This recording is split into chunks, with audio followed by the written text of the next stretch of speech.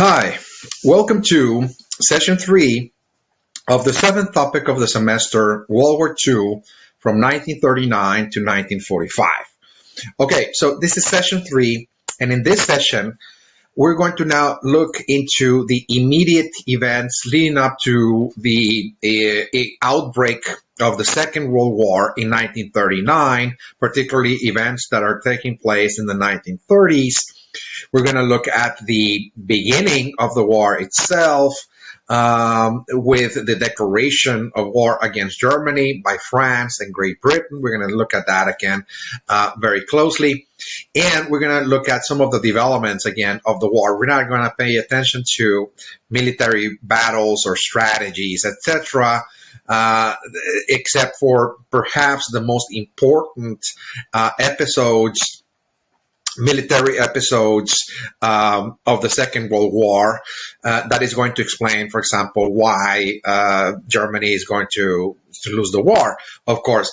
But what we're going to do is pay close attention, for example, to very important events within the Second World War, such as, for example, the Jewish Holocaust. Okay, the Jewish Holocaust, in which Hitler and the Nazis were attempting to exterminate the Jewish population from in Europe, in the countries that the Nazis occupied. Okay, so there's going to be a systematic persecution and the attempt to exterminate the Jewish population, something we're going to actually pay attention in this session.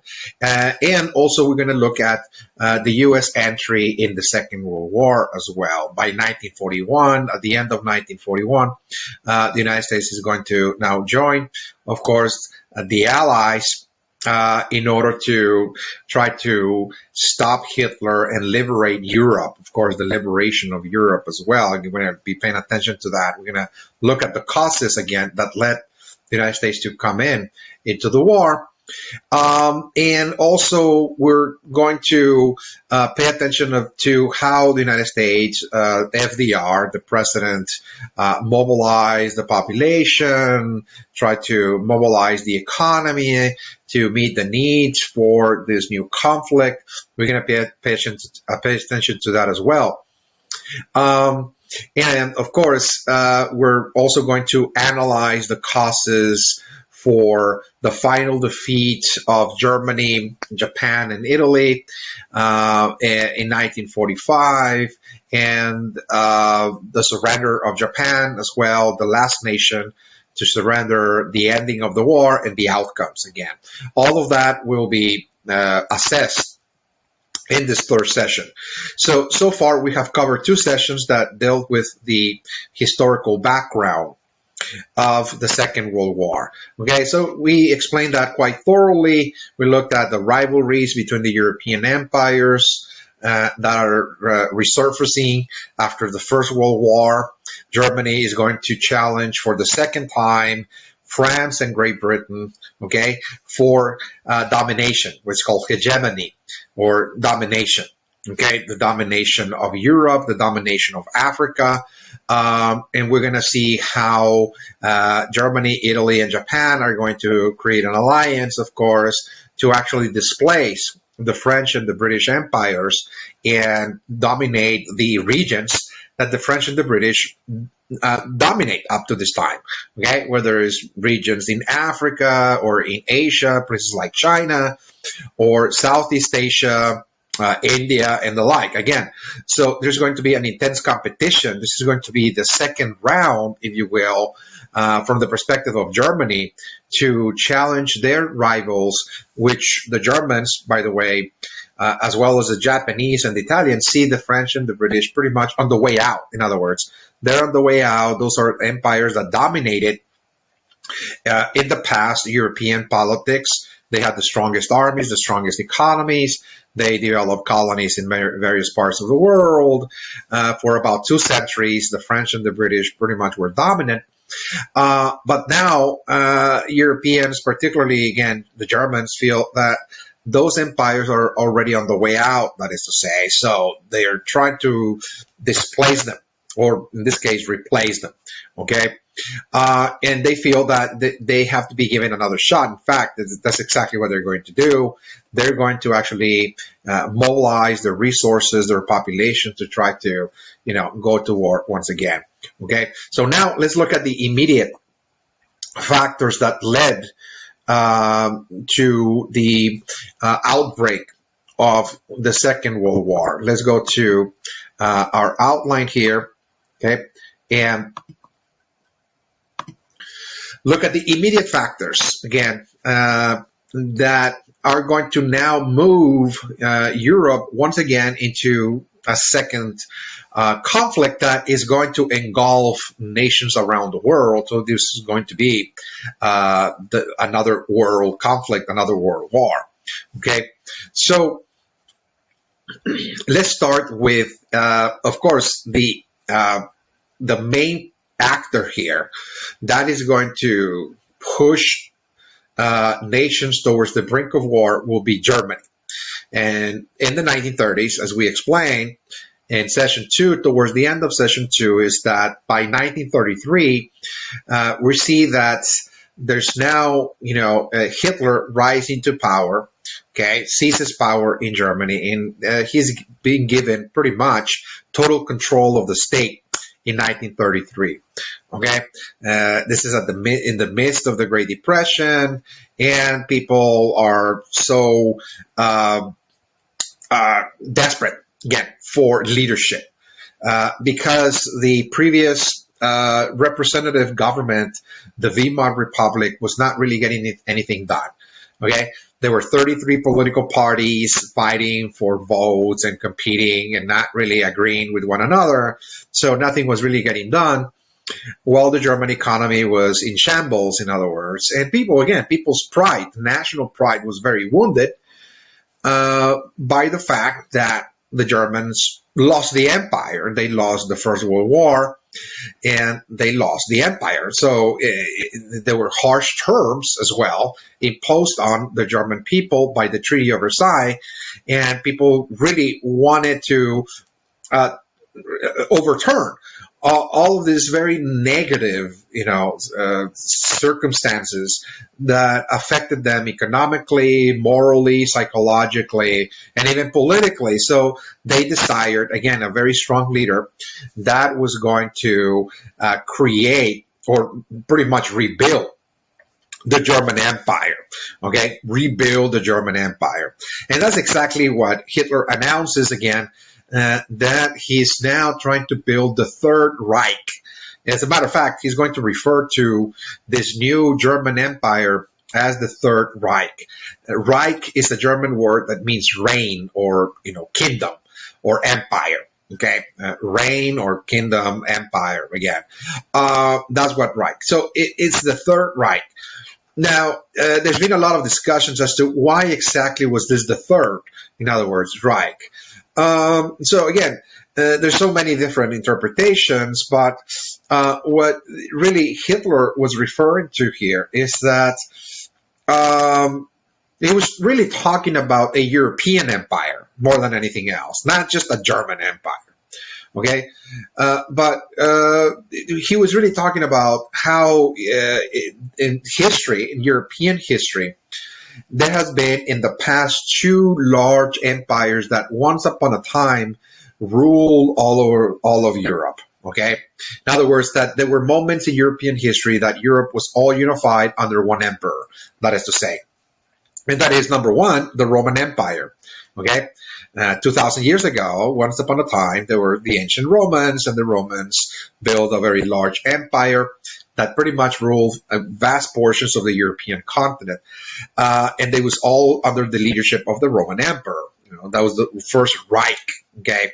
So again, this is something that he's referring to, that Europe was unified in the past under a single ruler, under a single emperor. That was one Reich, the first Reich. In other words, the first reign, the first empire. Then later on, after the fall of the Roman Empire in the 400s AD, Europe is going to once again be reunited under a single emperor by 850. Okay, 850 AD. In the year 850, once again, 850 AD, we're going to see yet another European system, okay, on the rise, in which all of the monarchies of Europe are going to now unite under a single emperor, okay, as well. It was called the Holy Roman Empire, the Holy Roman Empire, because it was a Christian, again, a Catholic empire in this case. All of the Catholic kings were united under the rulership, the leadership of a Catholic emperor, in other words. Okay, and it also again lasted for a few centuries, and by the 1500s, that Holy Roman Empire was already on the way out again. It was weakening and disintegrating quite rapidly.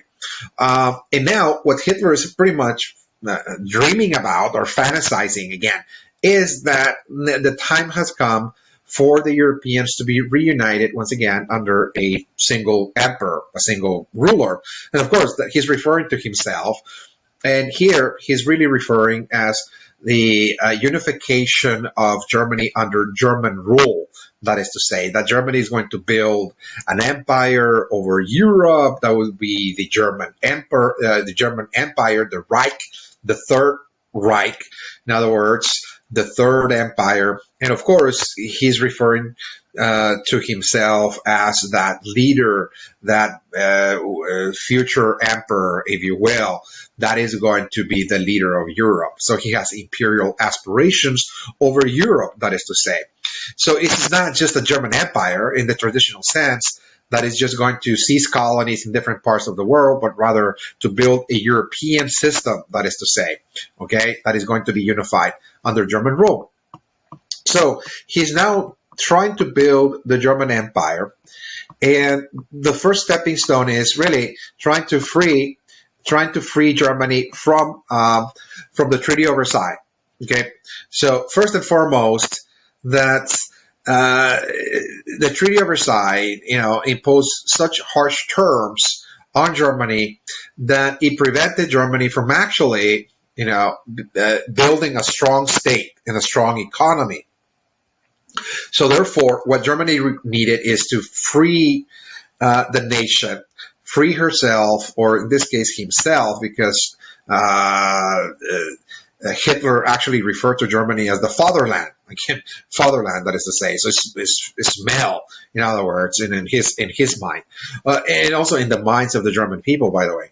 So again, the Treaty of Versailles must go. So he pretty much announces that Germany will no longer abide by those terms of the Treaty of Versailles.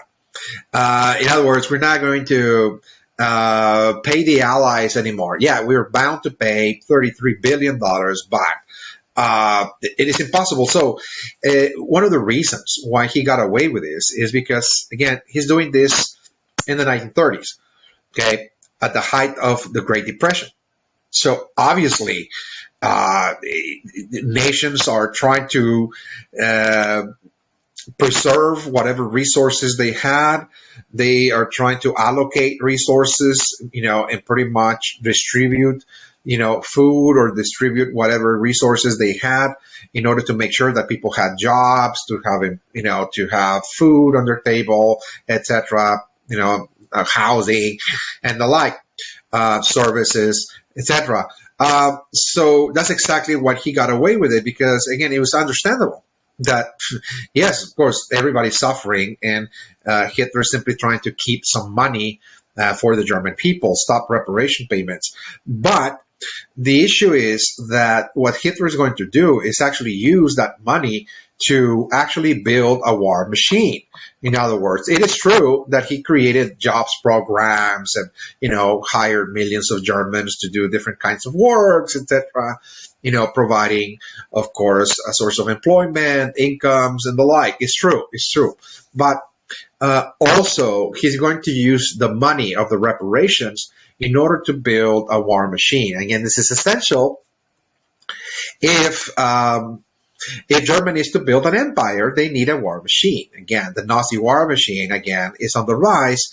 And he's going to, what he's going to do is build an army. Okay, under the Treaty of Versailles, Germany could not have an army, a standing army, because that's exactly what the Allies, were so concerned about, that they believe that Germany was simply too militaristic, in other words, and that the reason why this Great War, what we today call the First World War, actually happened. Because again, Germany had a large standing army and it actually was using it for conquest. They said, well, the Germans cannot have a standing army. They can have a National Guard, but the National Guard cannot exceed 100,000 soldiers. That is to say, okay, this is the largest number of soldiers that Germany can have. It's just for to pretty much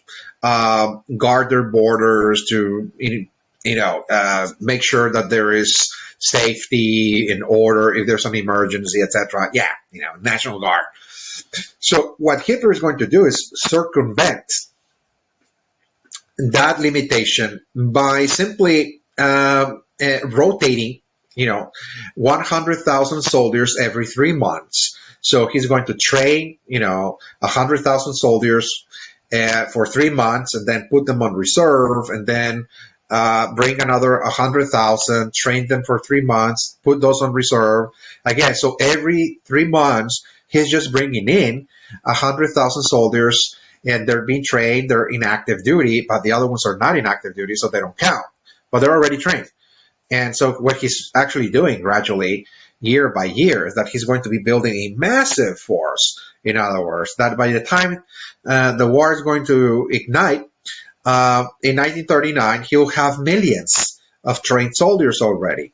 And he's going to rotate them, constantly. So the ones that have not trained for about a year, they can retrain once again, and they put the others to rest and so on.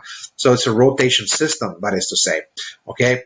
So this is, again, a strategy that he's using while nations are turning inward. Okay. The Great Depression forced nations to ignore or overlook what other countries were doing.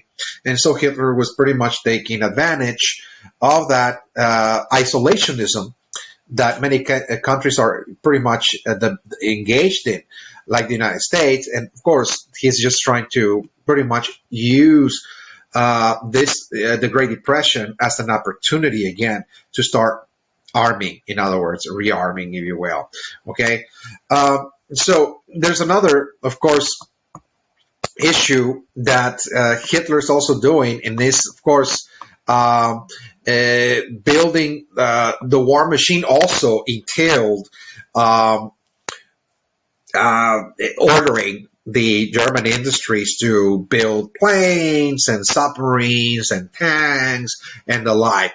Okay, so that, of course, provided a source of employment for millions of Germans, by the way. So the German economy is going to, in a certain sense, rekindle to a certain extent, because there were millions of jobs suddenly being offered by the fact that many of the German industries are now pretty much working for the state, working for Hitler, and trying to pretty much build a war machine. Like, once again, planes, submarines, and tanks, and the like, jeeps, you name it. Okay, so of course, what that implied is that Hitler had, of course, ambitions. The ambition is, territorial expansion. That is to say, at some point, he's going to have to put that war machine to use, because Germany is trying to regain the territories that Germany lost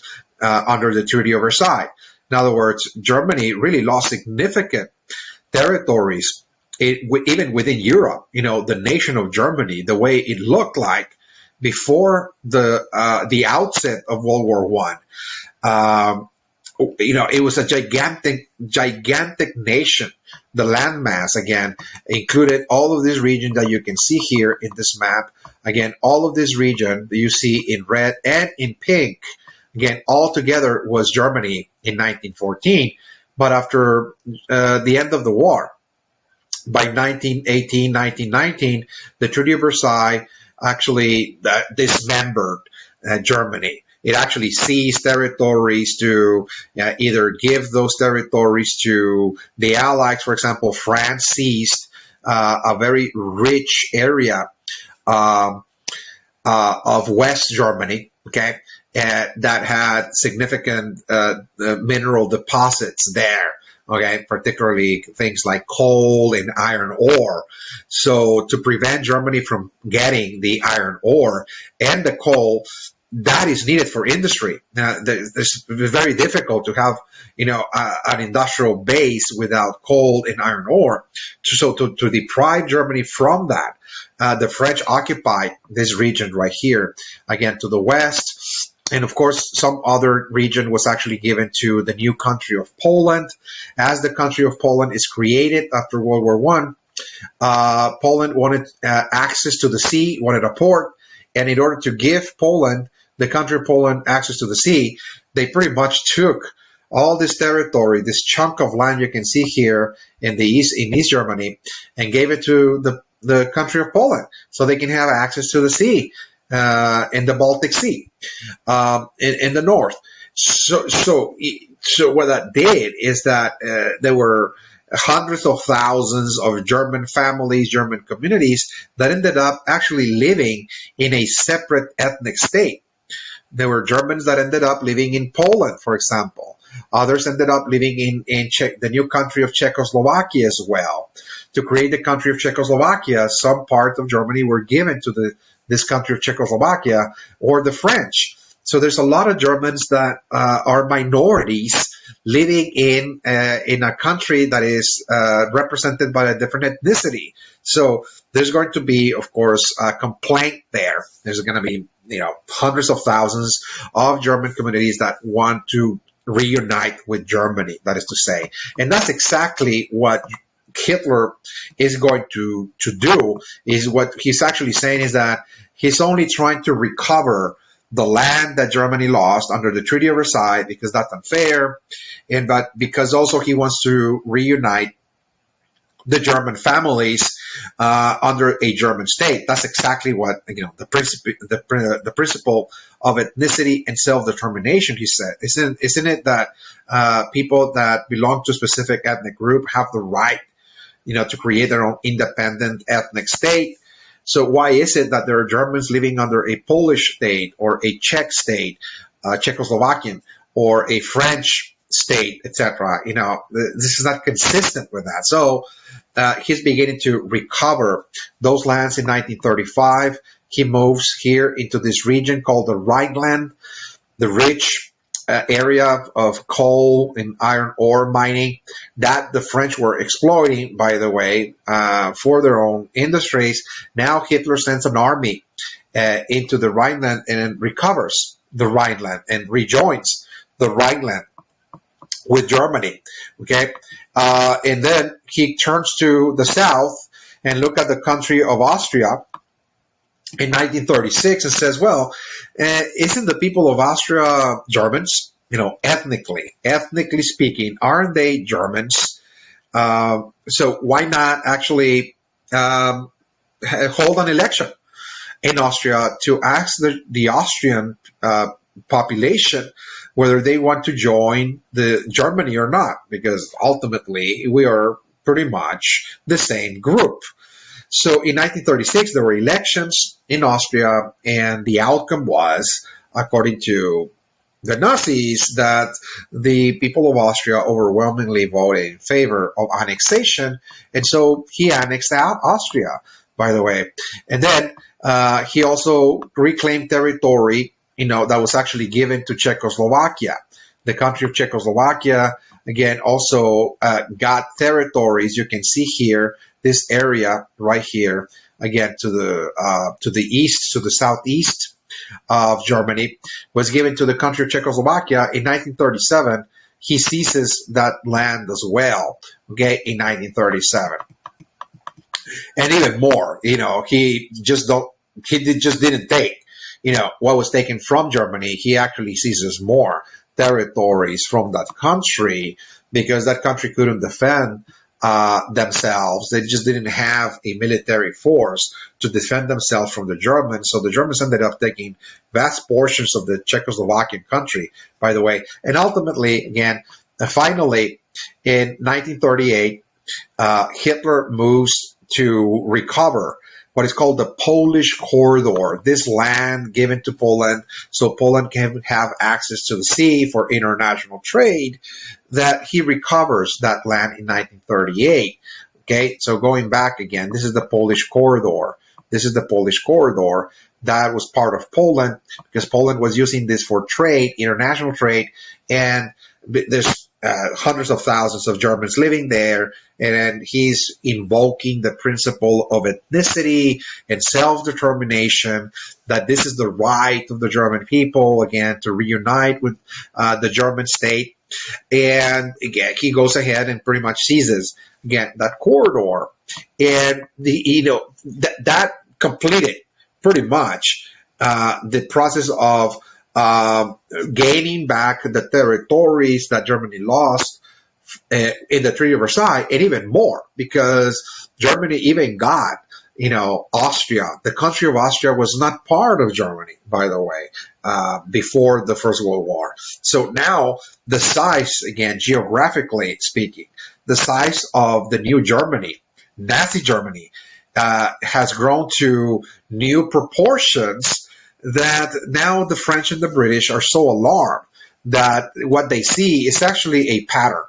In other words, the pattern is that Hitler is now expanding territorially, okay? That there's an expansionism taking place now, that Germany has to be contained. In other words, that by 1938, after suddenly Germany recovered all of the lands that they lost, what the French and the British are going to do is actually issue an ultimatum to Hitler.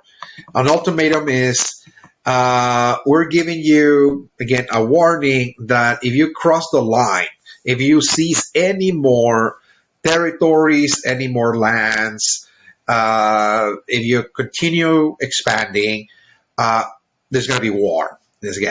Again, you must comply with this ultimatum or risk war.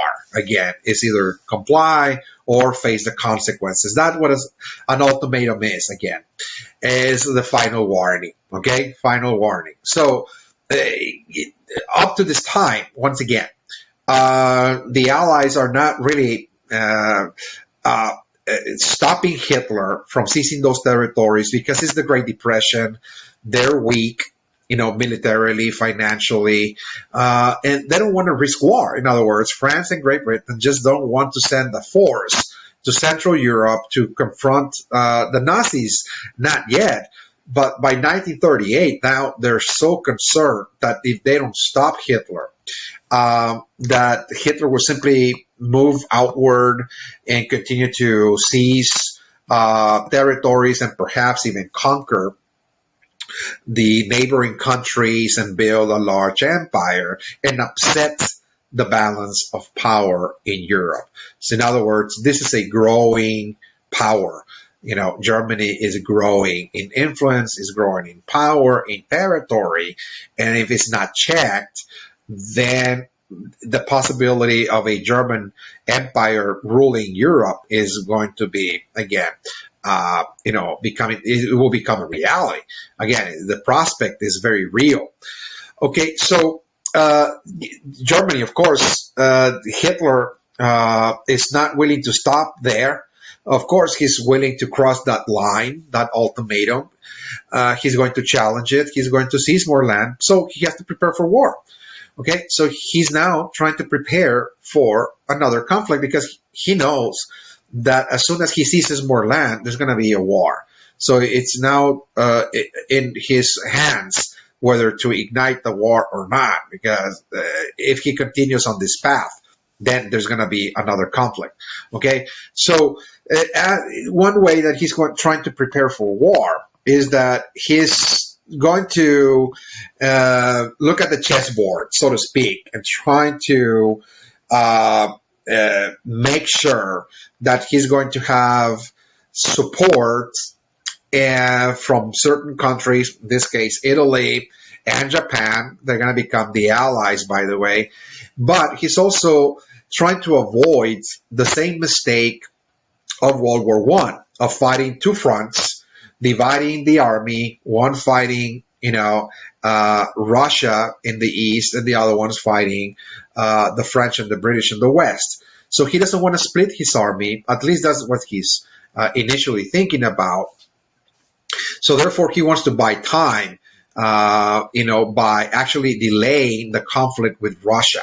So he's going to send again a delegation to the Soviet Union to actually sign what is called a non-aggression pact in 1939.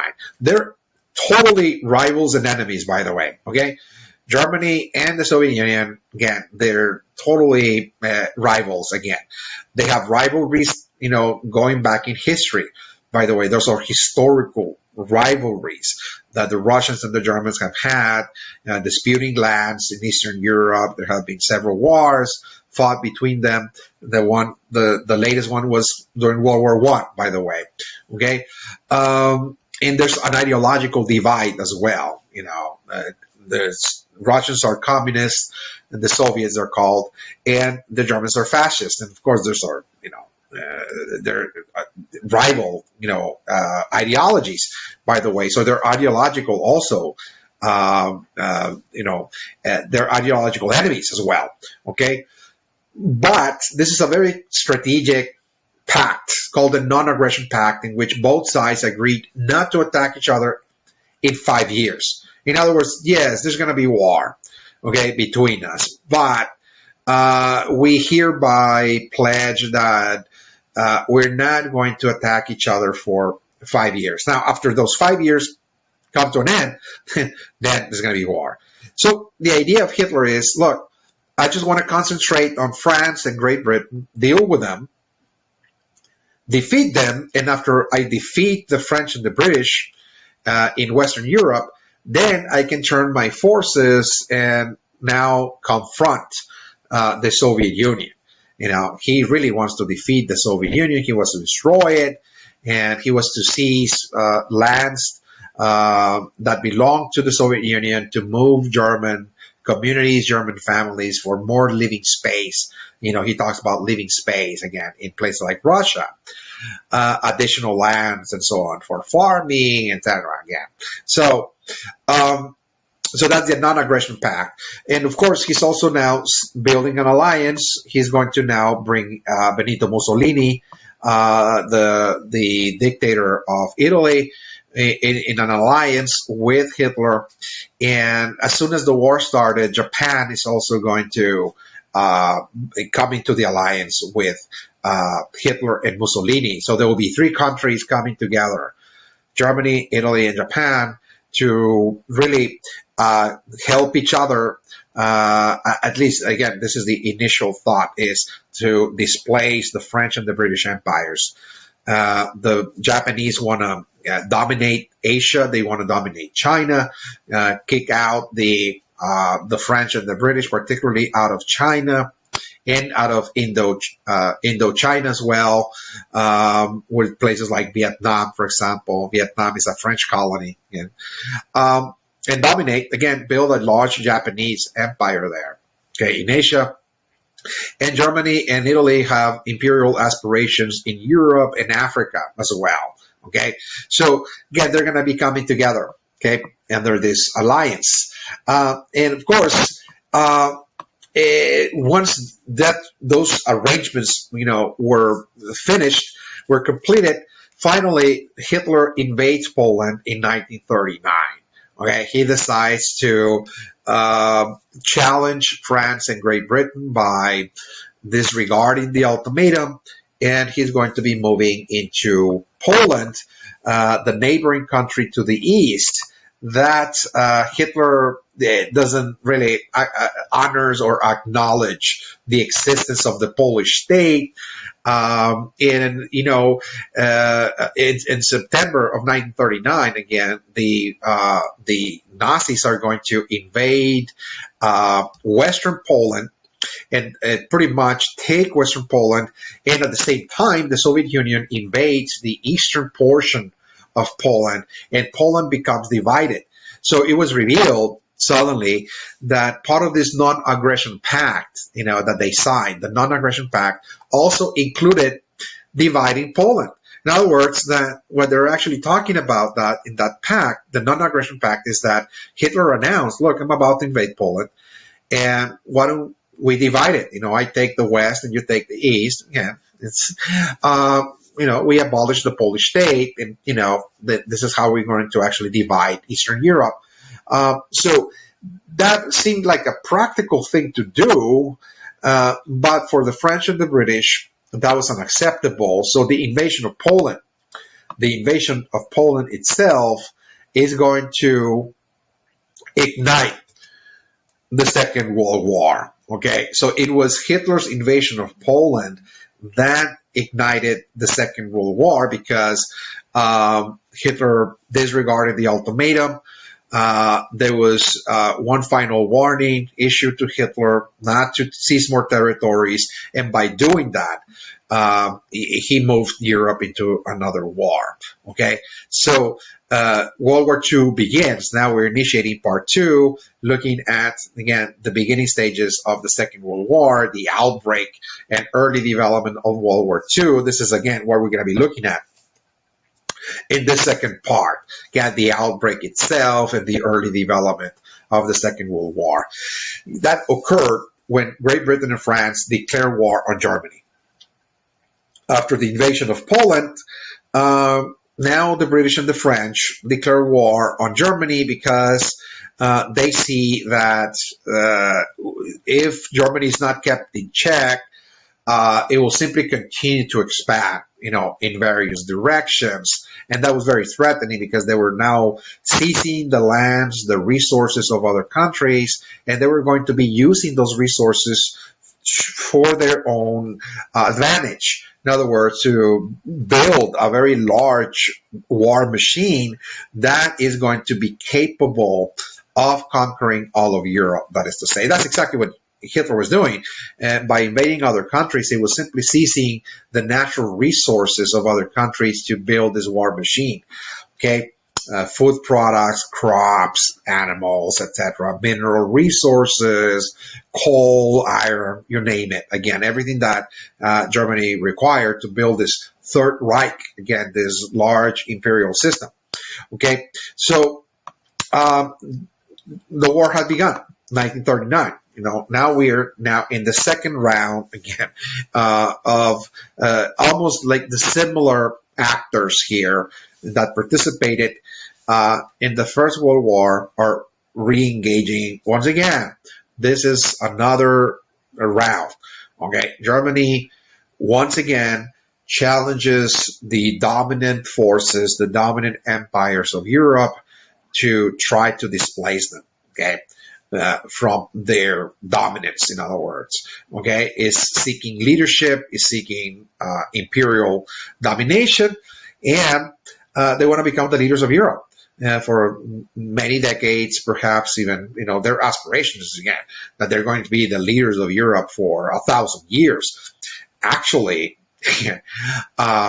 Hitler actually announced that this Third Reich is going to actually last for 1,000 years, the 1,000-year Reich. Not a few decades, not a few centuries, but 1,000 years. Okay. So again, this is his vision of the future.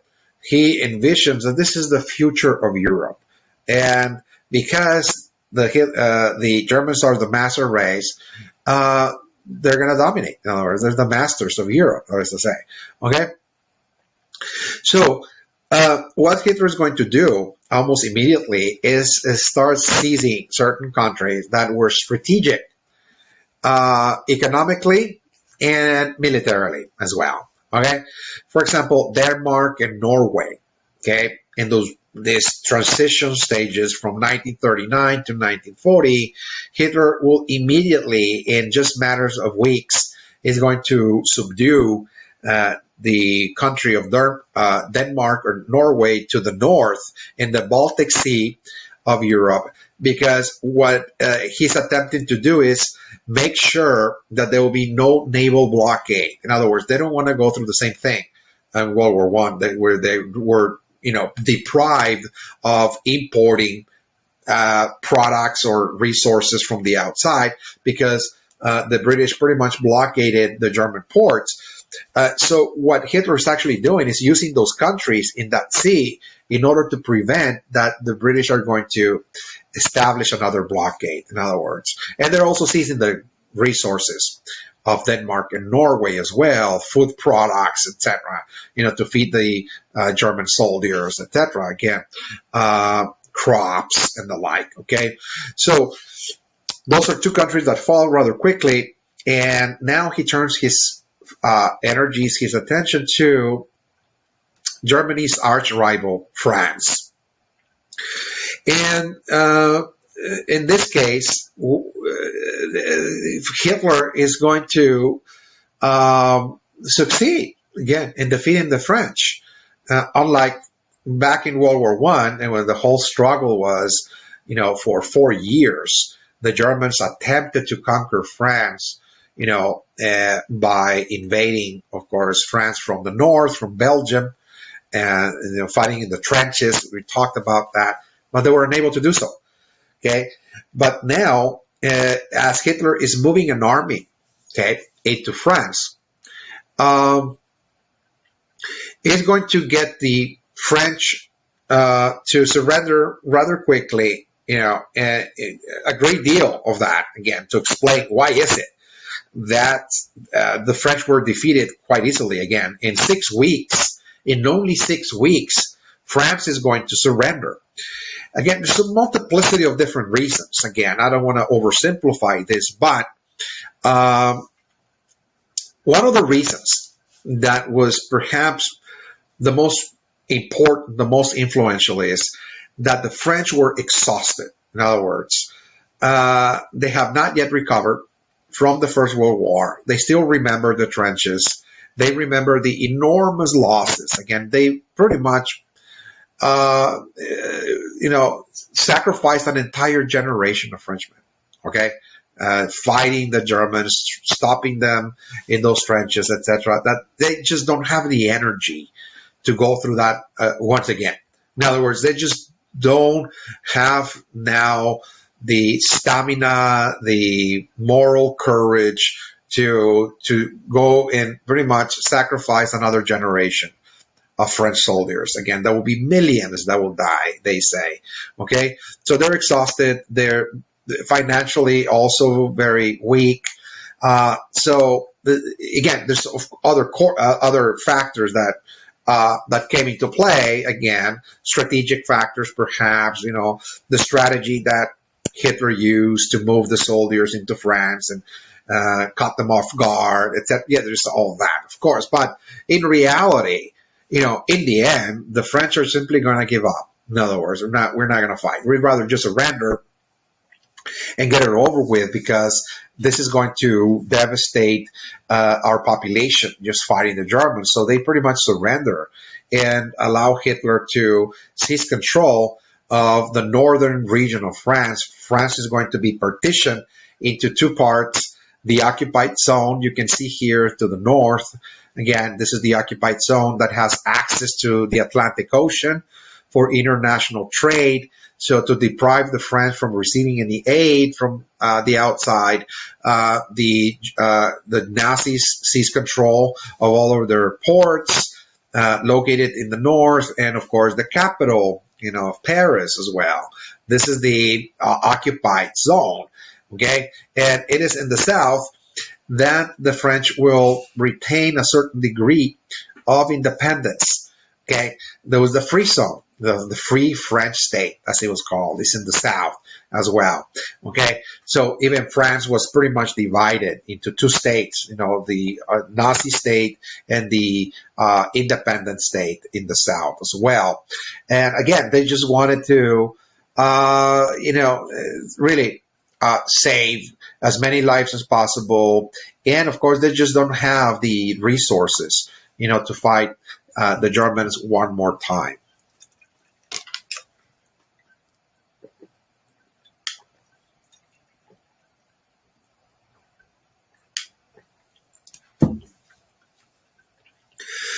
All right, so that was astonishing, by the way.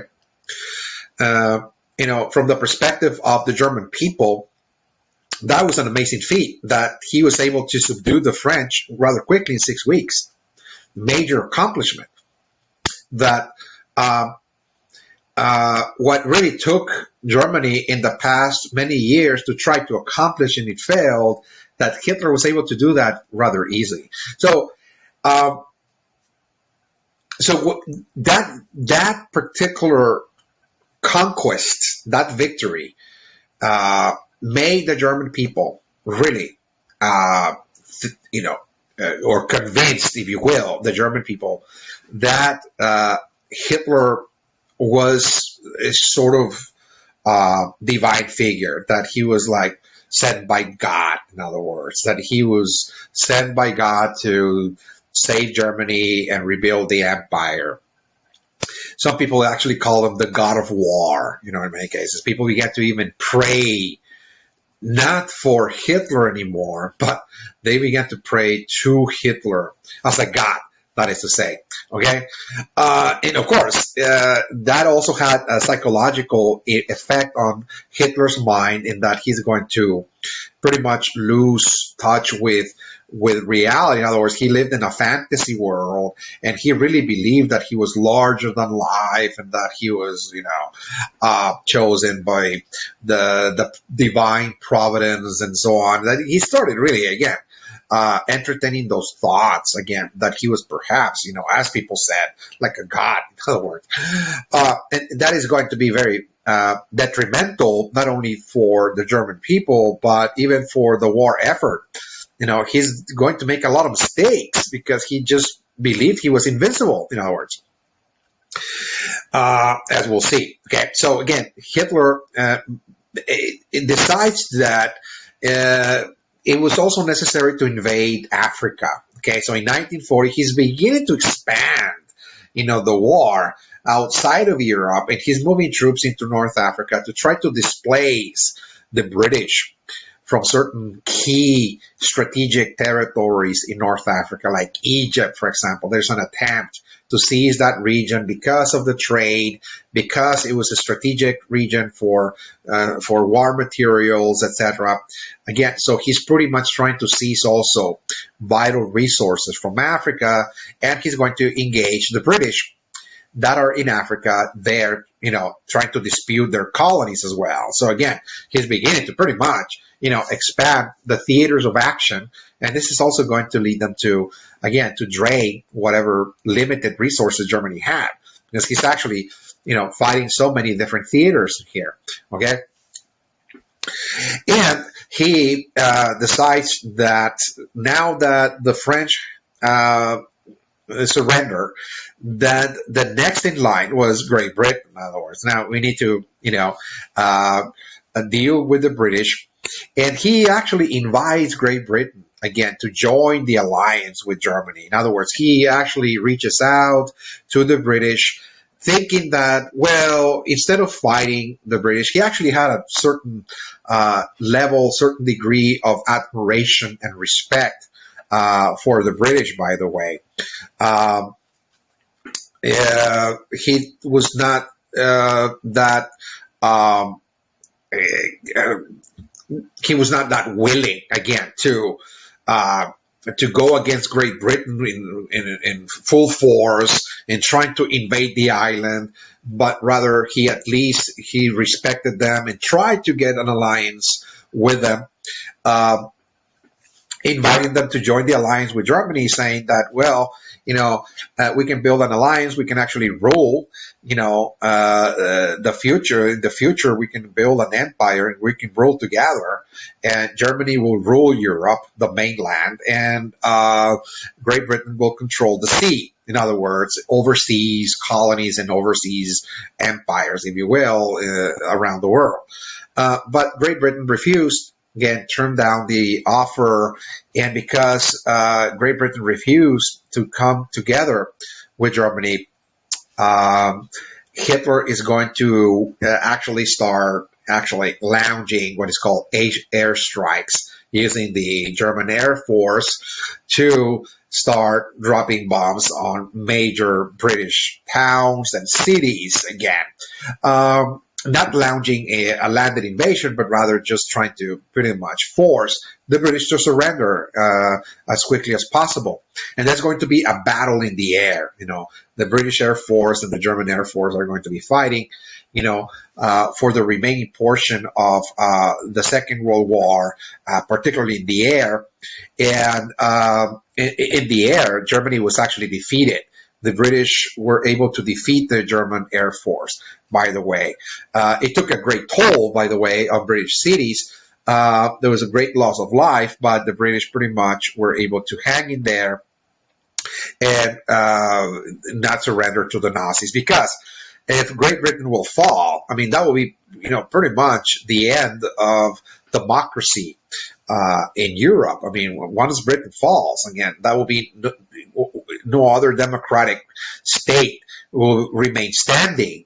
France is already conquered, and that was a democracy. Now Great Britain, of course, and it's just barely hanging in there, by the way. The British, they're taking a heavy toll, by the way. Suddenly, again, Hitler decides that because he was actually moving so swiftly into different regions of Europe, Denmark, Norway, Poland, and then France, and expanding the theater of action, that it was time to move against the Soviet Union. 1941. That was a fatal mistake because he's going to spend a lot of resources, a lot of soldiers, millions, of course, in this campaign against the Soviet Union. And it is here that Hitler is actually going to lose the war, by the way. The decision to invade the Soviet Union is going to cost him the war. It was a fatal mistake. But he decides that the time had come to do that because he believed Russia was weak. It was inferior, that the Russian peoples were actually inferior races, like savages, for example, that were incapable of fighting the Germans. Because, again, they still retained the memories of the First World War, that we defeated Russia, in other words. It was so easy. We just, pretty much devastated their war machine, which was, very obsolete. So this is going to be a replay of that. We're going to repeat the same situation, defeat the Russians, etc. So some of his generals are totally against this move, but he nonetheless goes against the advice of the generals and pretty much moves ahead, by the way. Okay, so he starts now sending an army in mid-July of 1941, and of even the timing, of course, is going to be a fatal mistake. Sending an army in mid-July means that by the time you're going to get there, okay, inside of Russia is going to be winter time. Okay, it's going to take a few months for your soldiers to march into the capital, and hopefully, again, they said, marching into Moscow, etc., in the Soviet Union. So winter time is going to be harsh in Russia. So the German soldiers are going to be, again, suffering from the weather, again, the severe weather, again, in Russia.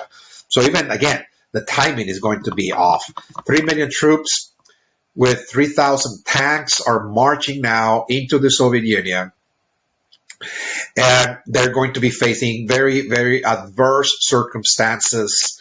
There's, rain that is very heavy, that stops actually the advance of the German tanks and the jeeps with heavy mud, for example, and then the cruel winter. Once it starts kicking in, again, the German soldiers that were not accustomed to those temperatures, very low temperatures, below minus 40 degrees Fahrenheit, thereabouts. Again, this is just something that the Germans have not yet, grown accustomed to. So again, the biggest enemy of the Germans in Russia was the weather. Again, or the climate in this case, the climate. The climate in Russia is extremely cruel, is extremely, extremely cold. Okay. Again, so this is how by 1941, as Germany is expanding, this is how the Third Reich looks like. Okay, this third reign, this third empire. Okay, by 1941, the map of Europe looks like this. Hitler, along with the alliance with Italy, have now conquered France here.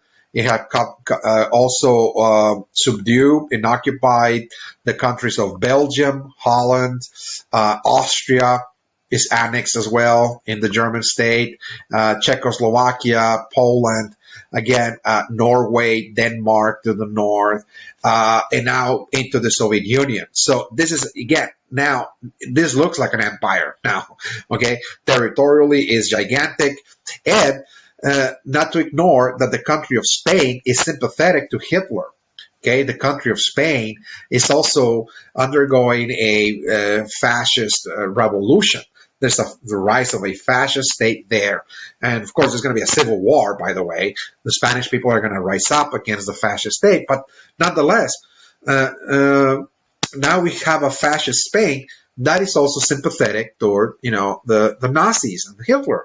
And so what we see is that the prospects, again, of Hitler's succeeding in building this Third Reich is becoming more and more real by 1941.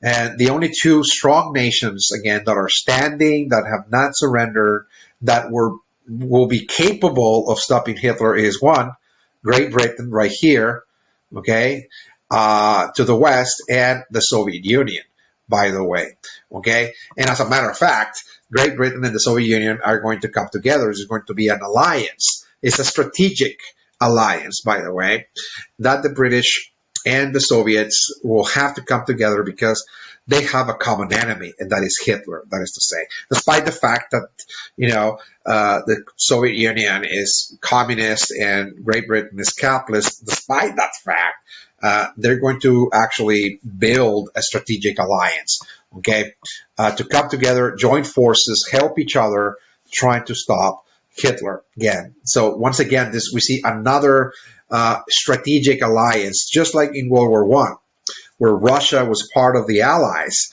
with France and Britain. Now we see communist Russia, otherwise known as the Soviet Union, once again coming together with the British to try to stop Germany, okay, from achieving their imperial dream, if you will.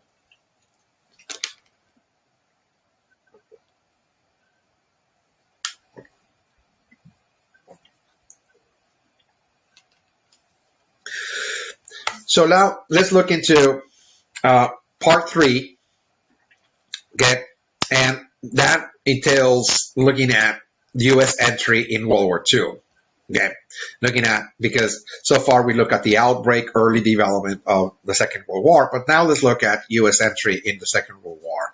Why is it that, in other words, the United States is going to participate once again? So this is, again, going to be an assessment of those reasons. So it's almost like a replay, to a certain degree, of World War I, in that despite the fact that there was an isolationism, in this mood of isolationism present in the United States among millions of Americans during the 1930s, by the time the war breaks out, that really forced millions of people in the United States to look at this development in Europe. Okay, now they understand, that what Hitler actually represents, of course. Okay, it represents the destruction of democracy. That's what fascism actually, is bent to do. Okay, the creation of an imperial system in Europe under German rule, etc. So they understand that. Besides the fact that, as we'll explain here, that Hitler is attempting to carry out genocide or acts of violence in which he attempts to exterminate groups of people, certain ethnic groups like the Jewish population, the Gypsies as well, and other groups that the Germans consider inferior. Okay. So once again, because the Third Reich had expanded significantly, okay, by 1941, you can no longer just remain totally aloof, totally detached, and unconcerned with what's really happening, of course, because if Germany will be able to, in this case, defeat, let's say, Great Britain, the last democracy, then that will be the end of democracy, period. And the possibility for Hitler to actually, succeed in building this imperial system was going to be just so easy to do, because now Hitler will simply be seizing the resources of Great Britain, taking over the colonies and resources, etc., that the British had, of course, around the world. So Britain was battling Hitler alone in Europe, particularly from 1940 to 1941. Before Hitler decides to invade the Soviet Union, it was simply Great Britain by herself fighting Hitler, trying to preserve the integrity of the British state, not to fall into the hands of the Nazis, etc. Okay, and Winston Churchill, the Prime Minister of Great Britain, of course, requests aid to the United States. From the United States, there's desperate need for resources, for materials, for the British not to surrender. In 1941, Congress passed what is called the Land-Lease Program. Okay, the Land-Lease Program was simply, again, an act of Congress in which the United States was going to either lend materials or lease materials, again, to the British, food supplies, etc., war materials, etc., of all kinds, in order to help and assist the only democracy standing in Europe. France had fallen, so this was very alarming. But now Britain is about to fall, so to prevent the fall of Great Britain, again, there's going to be an arsenal, what is called an arsenal of democracy, an arsenal of resources sent to the British to sustain democracy, that is to say. Okay, and once again, another situation that is going to repeat. Once again, something that happened with World War I is going to repeat once again, is that German submarines are going to be sinking U.S. cargo ships on such a grand scale. Is very similar to what happened, again, in the First World War. American cargo ships that carried food, supplies, are going to be sunk by the German submarines. 500,000 tons of shipment per month, again, were destroyed by the Germans. Enormous loss of lives and also property as well, of course. So by that time, Congress abandoned all neutrality pacts. In other words, we cannot really remain neutral under this situation, because how can you remain neutral? When you're seeing the end of democracy in Europe, and of course, Germany now affecting American interests very directly. Again, so it's no neutrality. In other words, we abandon neutrality. We're going to assist Great Britain here. Great. So the second factor that moved the United States, of course, closer and closer to the Second World War, is really the actions of the Germans, the Italians, and the Japanese, but most importantly, the actions of Japan and Germany. Again, atrocities and acts of genocide, okay, committed by the Axis powers. This is the name that they go by, this alliance. The fascist states, again, their alliance are known as the Axis powers, okay? For example, Germany, okay? So Germany, Hitler, the Nazis, of course, were implementing certain policies to persecute and exterminate what they believed to be inferior peoples, again, that they believed were simply inferior. Again, even Germans themselves, okay, will be exterminated or sterilized again, because the Germans believe that people with limitations of any kind, again, whether there were, again, people that they call handicapped, for example, or that suffer from certain mental disorders, etc., were eliminated, in many cases sterilized. Also gypsies, Slavs are Russians, again, Slavic. The Slavic peoples are Russians as well, Hungarians, and of course Jews. Again, they were persecuted inside of Germany, but also in the occupied countries. Those ethnic groups are going to be persecuted. Okay, in terms of not just persecution, but rather there's going to be mass murder. In other words, but the Nazis are really carrying acts of genocide. Okay, genocide is the extermination of an entire group. That is to say, in a systematic way. In other words, and that led to the Jewish Holocaust. Again, during Hitler's rise to power, ever since the 1930s, it was very evident that he wanted to exterminate the Jewish population.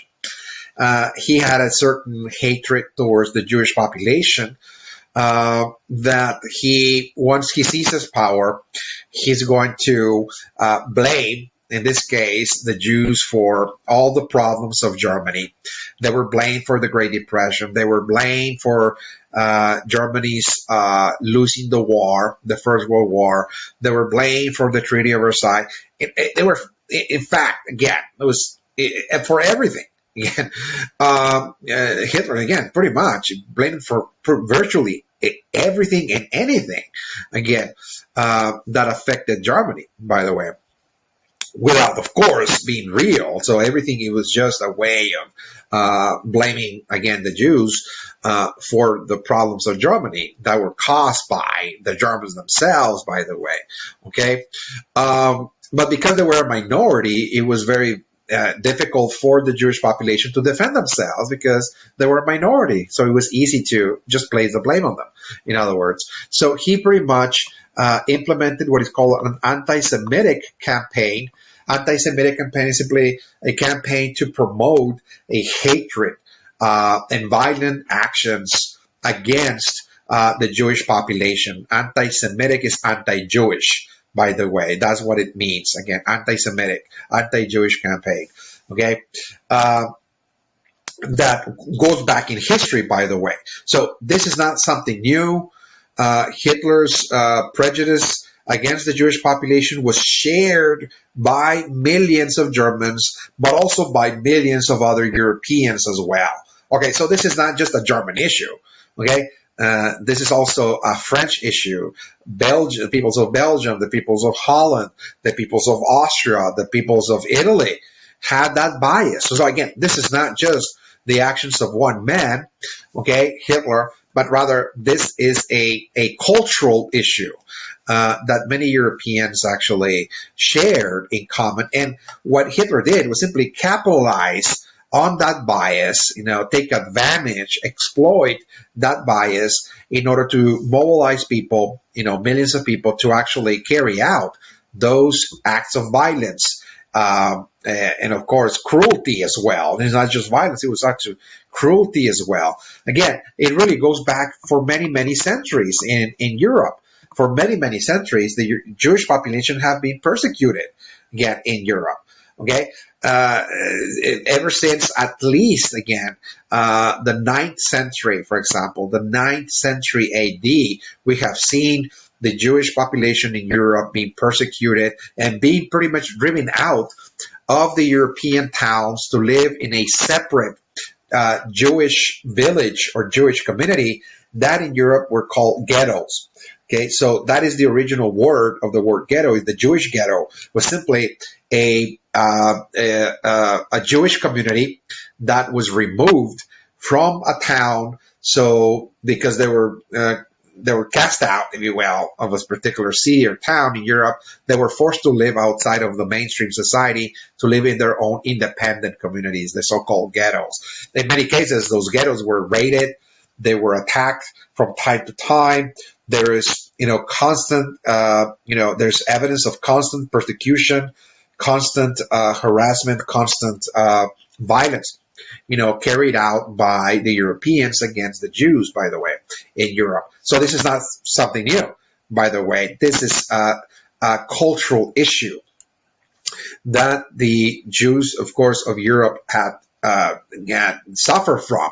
Okay, this bias, this persecution against them, and of course, Hitler is not alone. He was just a product of this society. He was really a product of that bias, in other words. And so he was indoctrinated into very negative propaganda. By the way, he was misguided. He was intoxicated intellectually with so many negative ideas about Jews that he developed a worldview about, the Jews, of course, believing that they were, even less than human, by the way. He really, deprived them of humanity, that were not really human, he will say. Less than human, he will call them, of course. Okay, so when he seizes power in 1933, many Jews fled Germany, by the way. There were, thousands of those that could actually pay for their expenses and transfer their possessions and just leave Germany. They did, because they knew what was really coming.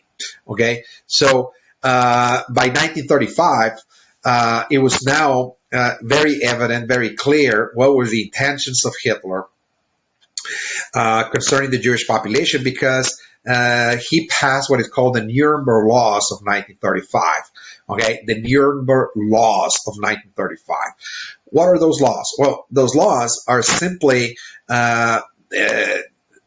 depriving the Jewish population in Germany from any civil rights. In other words, they're no longer citizens of Germany because they're not Jews, they're not Germans, because they're Jews, I'm sorry, because they're not Germans. So therefore, they cannot enjoy, the civil rights, the rights of, a German citizen. For example, to work. Okay, they cannot really be employed.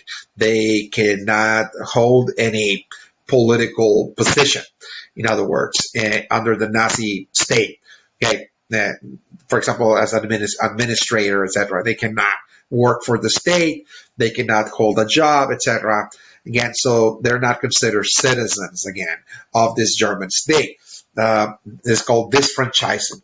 Okay, so when a group of people are disfranchised, is that they are totally lose all their rights. In other words, totally depriving all their rights. In other words, civil rights. Okay, and also the Nuremberg laws declare that the Jewish population, what they meant about the Jewish population, is not that they're not referring to a religion. In other words, this is not somebody that professes the Jewish faith. That what they call a Jewish person is somebody that belongs to a specific ethnicity. So they're referring to an ethnic group, not a religious denomination, a religious group. It's ethnic. People that have at least an eighth of a Jewish ancestor are considered Jews. So with only one grandfather or grandparent, okay, or grandmother, again, with only one grandparent that is Jew, again, or Jewish, again, you're considered, again, Jew. Yeah, those are the ethnicity that go back to the ancient Hebrews, by the way, the Hebrews of the Old Testament. So again, so he's now, turning against the Jewish population in a very significant way, in a very systematic way. And in 1938, after, of course, there's still, about 500,000 Jewish peoples living in Germany. They're having a hard time, by the way. Many of them actually are self-employed. They are shopkeepers. They own their own shops, etc.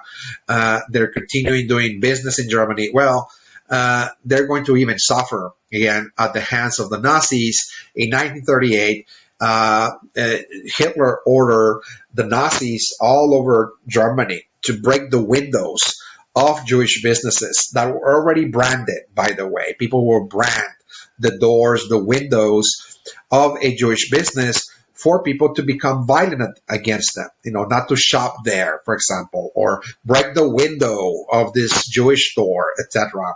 Because the Jews were actually blamed for even the loss of Germany. And people were very angry about that, of course. But that was a false thing. Again, that was a false accusation, again, that Hitler pretty much used to blame, again, this group for all the misfortunes of Germany. So, again, people were very, very angry at them because of the things that Hitler and all the propaganda, the Nazi propaganda will say, of course. So they will break the windows, and in many cases, Jewish business owners began to buy insurance policies on their windows because they had to be replacing them constantly, all the time, broken windows. So when Hitler realized that the Jews had purchased thousands and thousands of different insurance policies to protect their windows, he ordered, and one night, again, in 1938, the Nazis again to go and break the windows all at once of all of the Jewish businesses.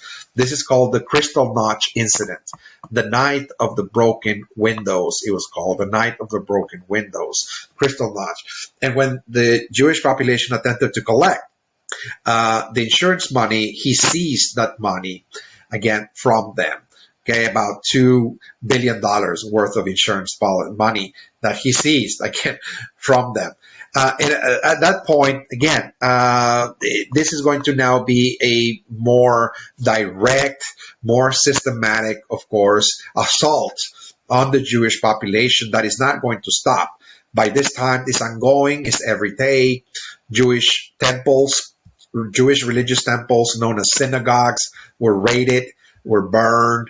Businesses were raided as well, vandalized. And again, this is, the situation has become totally unbearable. And when the war started, Hitler decided to put the Jewish population in concentration camps as a war measure because he said, well, they're not really loyal, to Germany. So therefore, we're just going to put them on concentration camps because this is a measure. In other words, it's a war measure to contain the Jewish population, to pretty much detain them, in other words. Okay. So they're there. Okay. They're in concentration camps inside of Germany, however. But when the war begins, and the concentration camps become a burden to the state, so the Nazis say, that it was too much to take care of, the guards and etc., to keep the population there that were actually starving, by the way. They were not even fed, by the way. In 1942, Hitler issued what is called the final solution. The final solution to the Jewish problem. And what is the final solution? Again, extermination. That because the concentration camps have become a burden to the German state, there's so much energy, so much resources being spent there that is best to simply exterminate. Again, the Jews, and not only the Jews of Germany, but literally of all the occupied countries. So not just from Germany, but from Poland, from Austria, from France, from Italy. Again, all of the countries that are working or occupied by the Nazis, or working for or allied or sympathetic to the Nazis, are going to round up, again, the Jewish population, put them on trains, and send them to the death camps now. Not concentration camps, but death camps. Okay? Death camps. Death camps were not located in Germany. The death camps were located outside of Germany in the occupied countries of Poland and Hungary. Okay. in Eastern Europe. Okay, and some of them were even located in parts of the Soviet Union as well, the Nazi death camps. So 6 million Jews are going to be transferred to the death camps in Eastern Europe for extermination. Again, 6 million. Only 500,000 lived in Germany, and the others are living in Poland. Poland had about 4.5 million Jews, again, in Hungary as well. So again, there's going to be hundreds of thousands, eventually millions of people being rounded up, put them on trains again, and sent to the death camps again.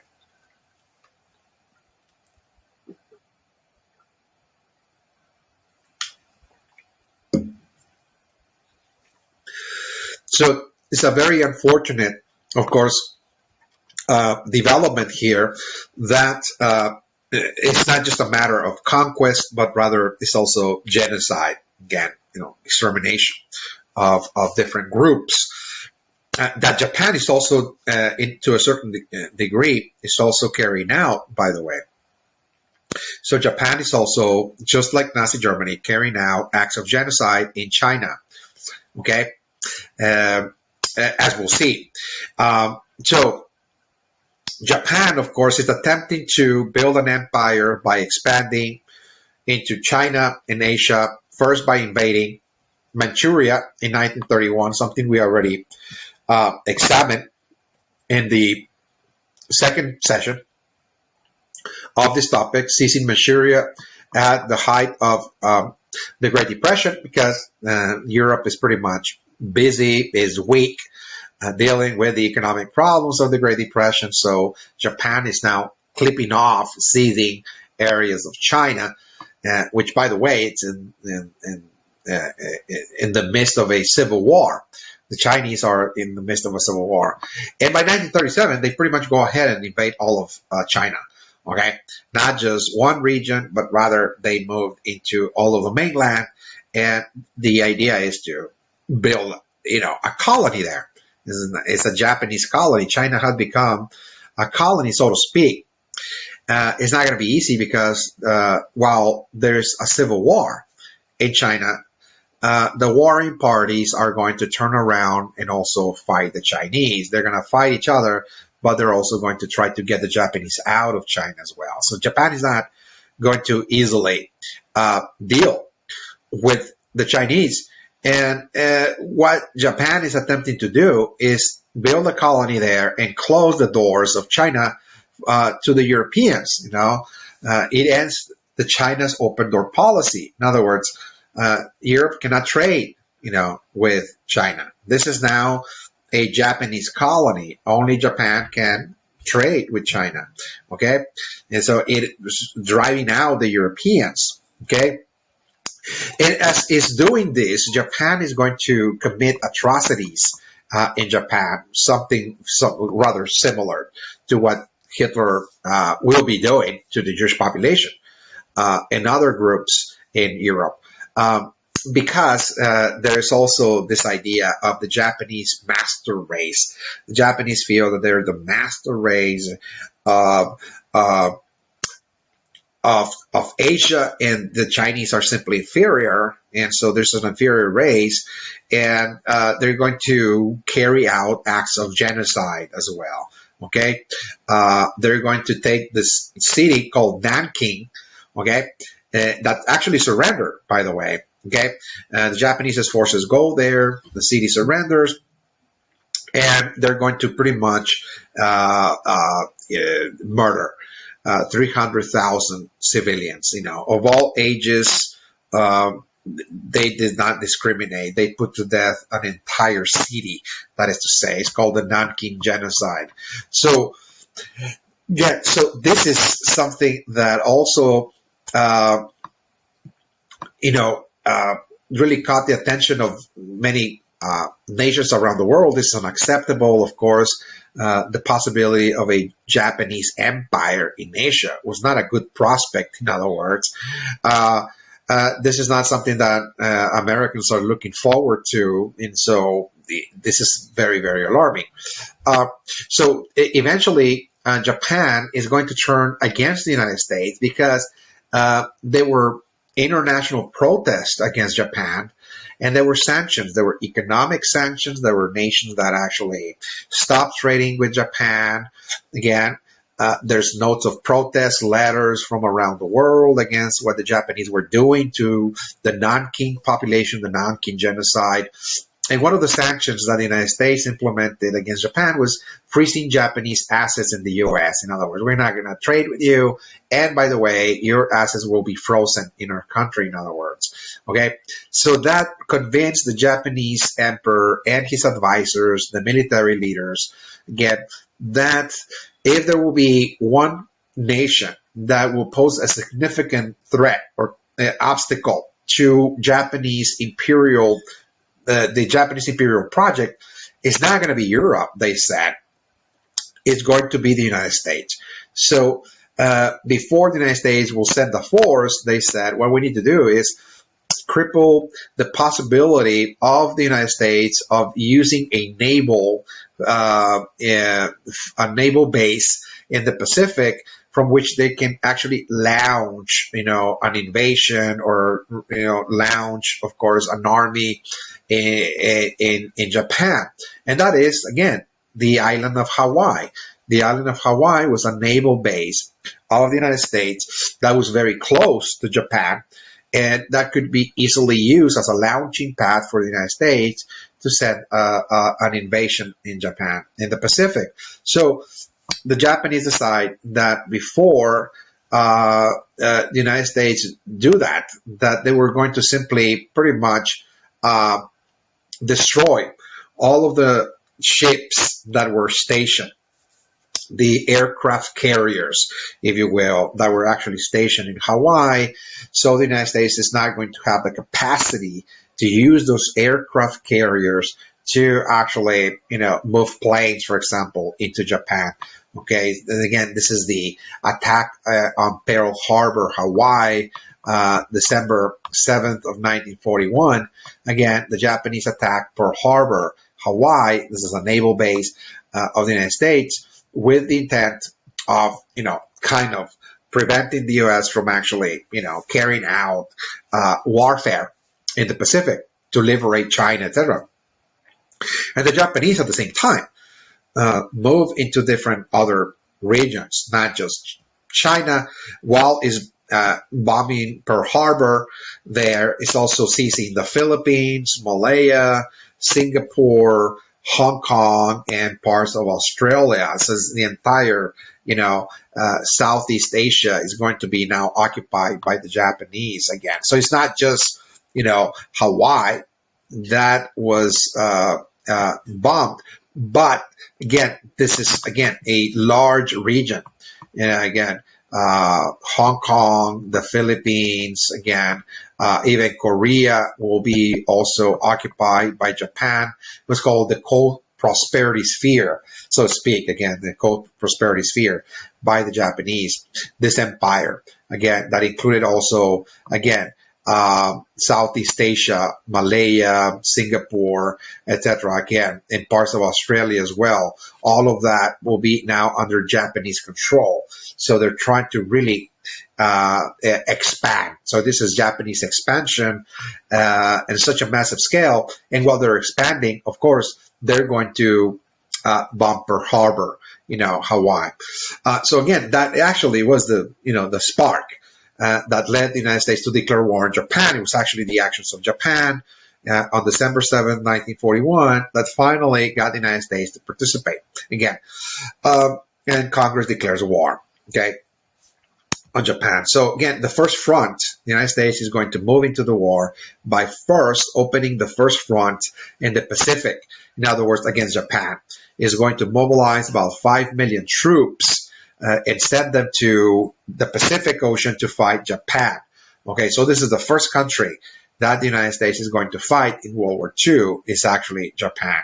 Okay, so now looking at the U.S. in World War II, again, so now that the United States is in the conflict, by the actions of Japan in Pearl Harbor, President FDR is going to mobilize the nation.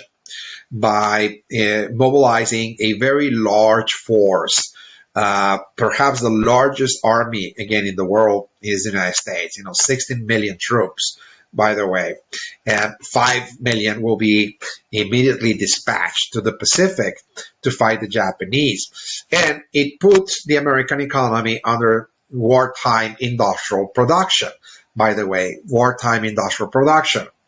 Okay, so that is to say that now the industries will have to manufacture, generate all of the materials that will be needed for this conflict. Okay, wartime industrial production.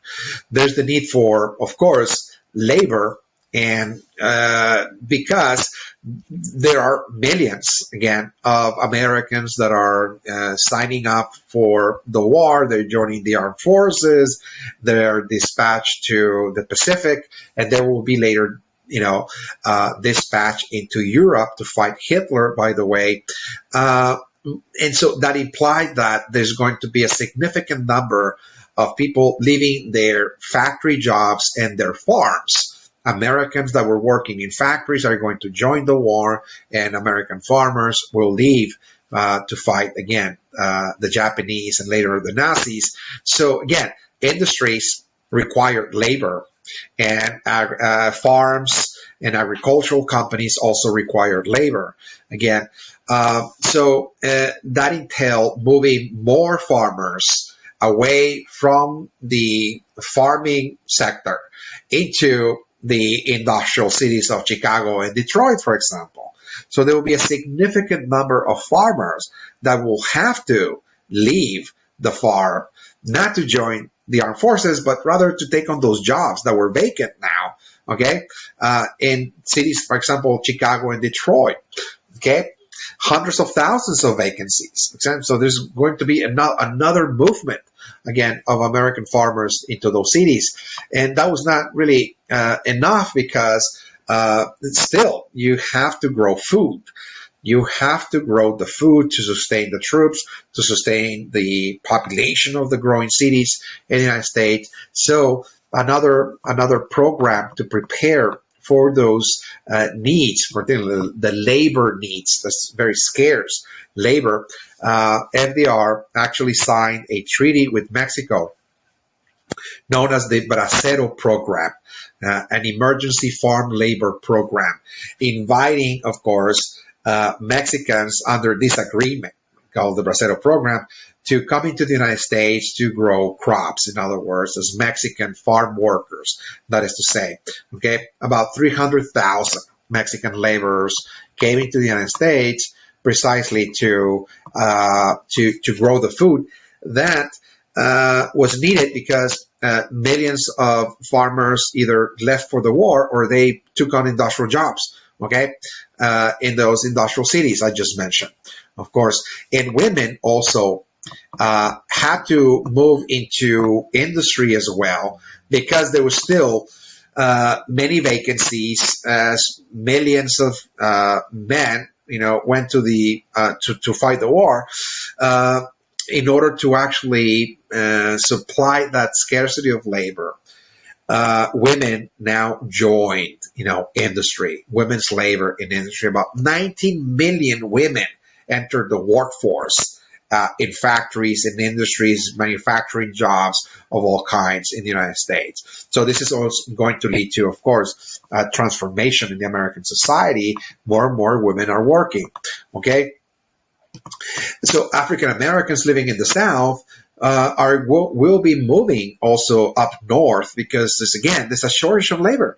So about 700,000, Southern African Americans will move to places like New York, Chicago, and Detroit. So there's going to be a mass mobilization, again, taking place again during World War II, as of course there's now a war economy taking place. Industrial production is paramount, agricultural production is paramount, and to supply that labor, again, we're going to see more farmers moving into those cities, women, for example, moving into cities for industrial jobs, African Americans living in the South, moving up north to the industrial cities as well, and Mexicans, again, under the Bracero program, coming into the United States. Okay, so now the United States will have to now open a front to fight Europe, to fight Hitler, to liberate Europe from Hitler. So he's fighting Japan. That's the first front. That's the first theater of action. So the second is, where are we going to land in Europe to free Europe from the Nazis? Okay, this is the second front. This is the second theater of action for the United States. And the decision was that instead of landing in Europe per se, that it was best to land in Africa to get Hitler out of Africa, because it was seizing important resources and materials from Africa that Hitler needed to deprive the Nazis from those materials. It was necessary to get Germany out of Africa, and from that point move upward into Europe from the south, that is to say. Okay, so this is the second front, is Africa itself. Okay, it was under Operation Torch. The Allies, now there's going to be an alliance now between the United States, Great Britain, and the Soviet Union. The big three, they were called. The big three. Once again, the United States is going to form an alliance with Great Britain and the Soviet Union to defeat Hitler. And now the Americans and the British land in Africa in 1942. Okay, so we're not going to get into battles, or we're not going to be assessing military campaigns, just the most important ones that are going to lead to the final defeat of the Nazis and the Japanese.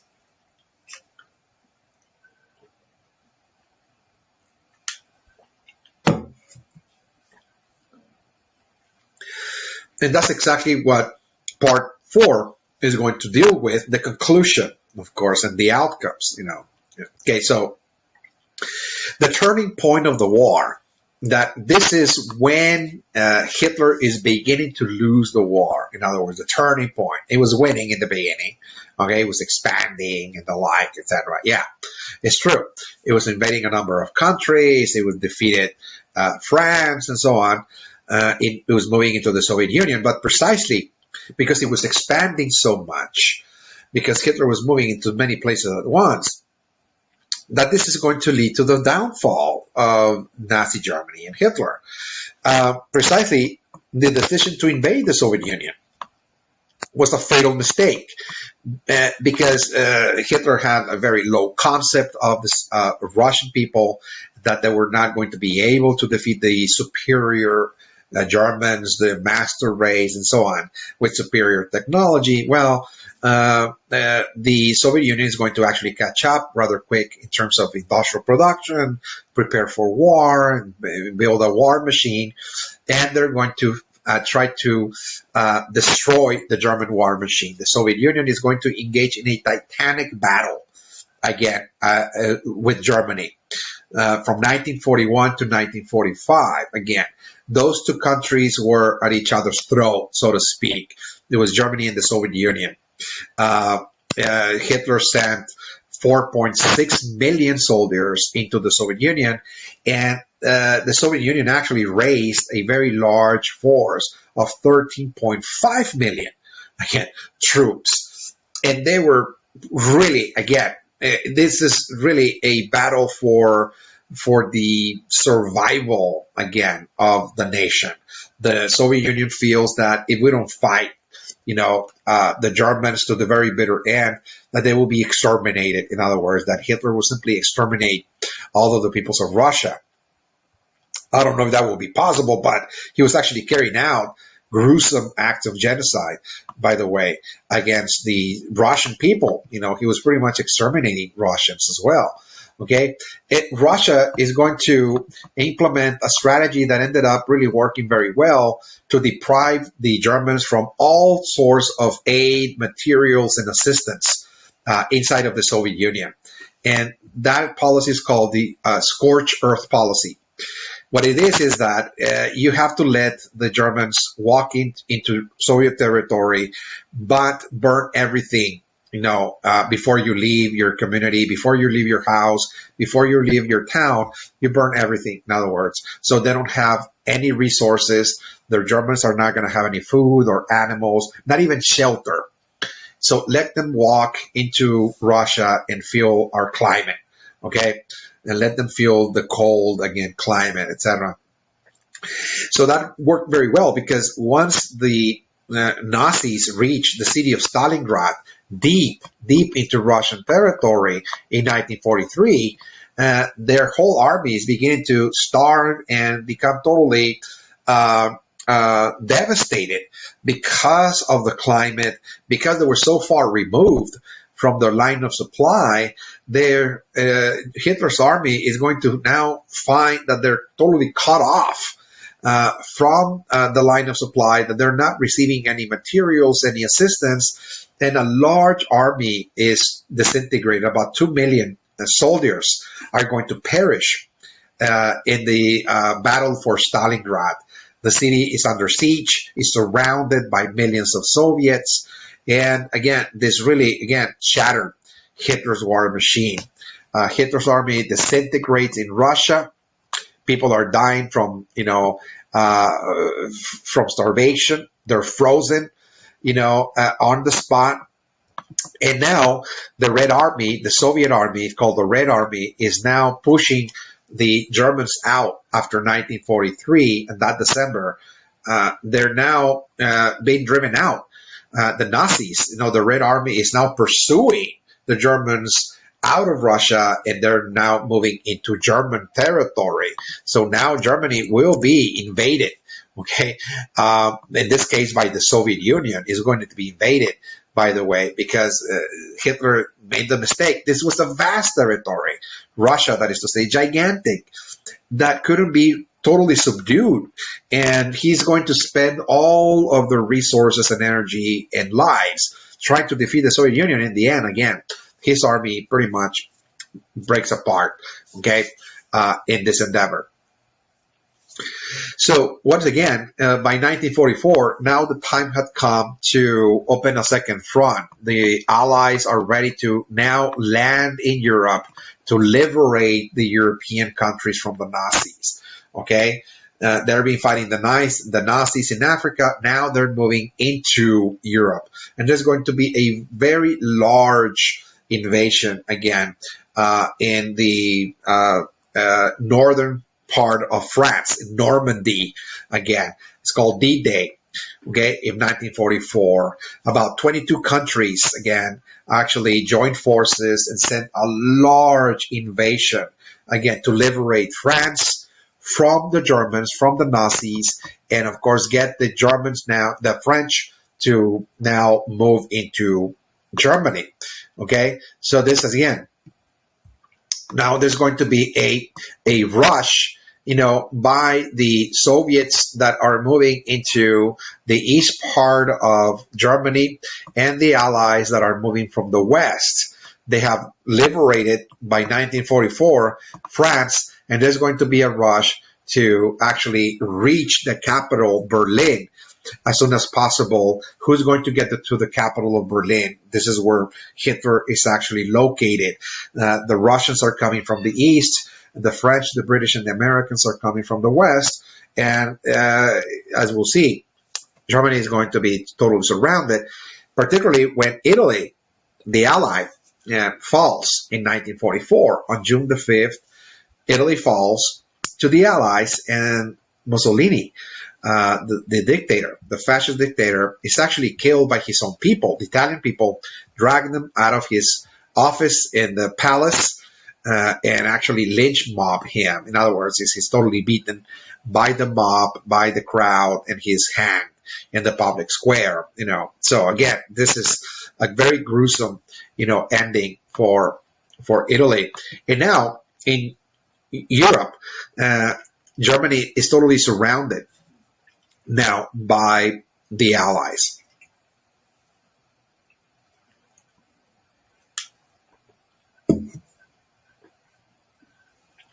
is encircled both from the east and the west, as I explained. And Hitler knows that this is really, the beginning of the end, because he has lost his army. He's dealing now with, of course, incoming armies coming from both sides. And he commands the youth to defend Germany because he has very few soldiers left. So he pretty much announced this on the radio in Germany that it was the duty of every German to go into the streets and fight, the Allies, to shoot the Soviets on the streets, to fight in the streets, to shoot the British, the French, and the Americans that are coming, that is to say. Okay, and even children, again, the youth, children, are going to now fight for Germany. Okay, so this is very, very, again, very gruesome, to defend the fatherland and so on, to not surrender, to engage in, it's called street fight, it's a street fighting and so on. So by May 1945, Hitler finds that the Russian troops, the Soviets, are in Berlin, and that this was the end. It was the capital. The Soviets captured the capital, and he commits suicide again in 1945. Okay, so again, this is now, at least in Europe, this is the end of Nazi Germany, and the Third Reich comes to an end. The Soviet Union actually occupied all of the countries that the Nazis occupied in Eastern Europe. They're occupied, including, of course, East Germany. The eastern section of Germany is also occupied by the Soviet Union, okay, as well. Now, the final defeat, again, of Japan is going to bring about the end of World War II. There's only one party standing, and that is Japan in the Pacific. And the prospect was that Japan was not really going to surrender, again, that easy. That this conflict was going to drag on for many, many years. Again, there's going to be a landed invasion in Japan by the Allies, and the Japanese people are already preparing for this.